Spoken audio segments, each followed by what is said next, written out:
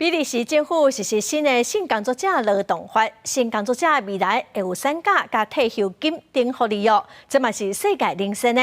比利时甲性工作真做是一般工课共款，互性工作者会当享受甲一般劳工共款的劳动条件。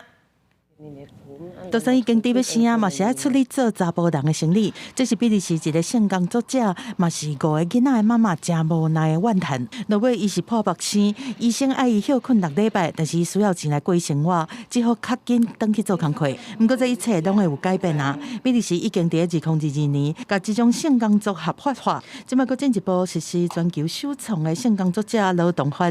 12月初一开始，性工作会互看作和其他类别的工课相共。目前全球性工作合法化的国家有德国、希腊、荷兰和土耳其。比利时进一步伫请人红请的关系之下，互因福利。Naar verzekeringen toe ook gemakkelijker kunt verkrijgen en dan het pensioen ook, dat ook voor ons beter gaat zijn.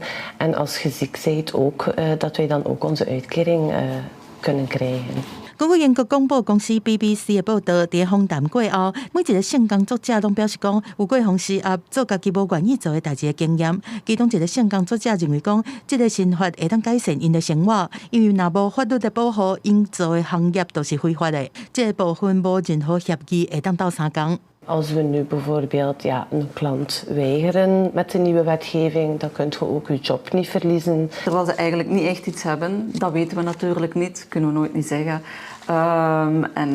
Ik weet dat in alle sectoren gebeurt, ik weet dat.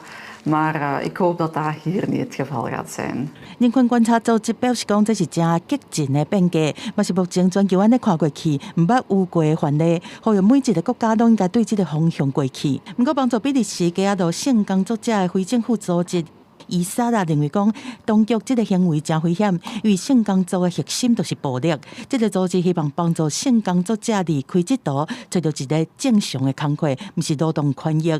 另外，有批评人士认为讲，法律无法度完全解决和性工作者有关系的污名和风险，尤其是对无照的性工作者，就是人在讲的思想来讲，更较是安尼。这不是世界上上古早的行业，是世界上上古早的博士。